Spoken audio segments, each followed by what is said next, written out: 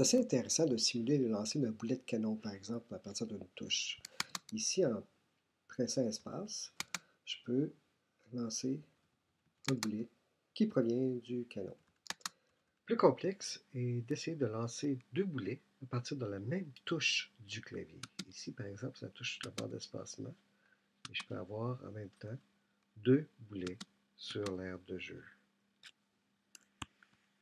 Votre défi consistera donc à simuler l'envoi de deux boulets, à l'aide d'une même touche du clavier. Mais pour vous aider un petit peu, je vais vous illustrer comment on peut scripter l'envoi d'un seul boulet.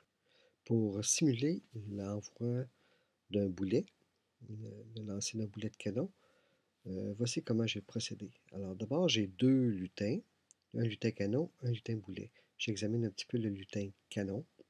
Dans ces costumes ici, vous allez voir quelque chose d'un petit peu particulier. J'ai modifié son centre de costume pour le mettre ici au bout. C'est important pour que le boulet puisse se retrouver au bout du canon et parte du bout.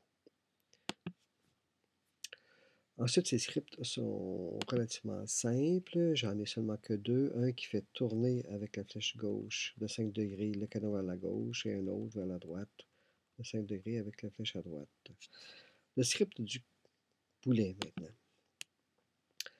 Alors, j'explique un petit peu le script du boulet que je vais faire apparaître immédiatement sur l'écran pour montrer où il est ici, le boulet.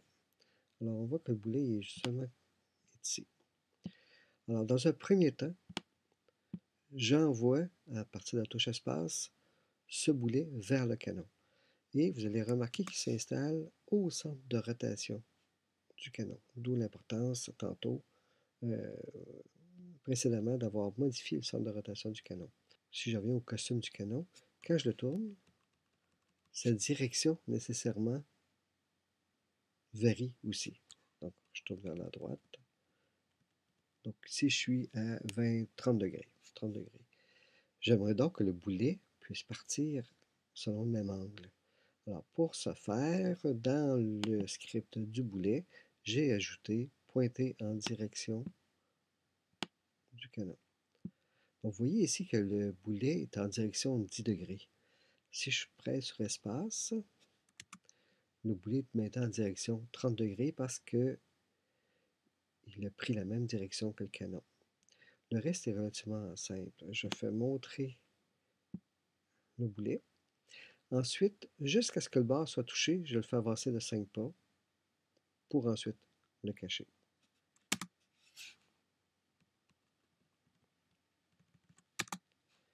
Voilà. Et voilà, un script qui fonctionne bien. Votre défi, c'est donc, avec la touche espace ou barre d'espacement, de pouvoir avoir sur l'écran deux boulets, mais toujours déclencher, c'est lancer le boulet à partir de la même touche. Vous allez voir, ce problème n'est pas si simple à résoudre.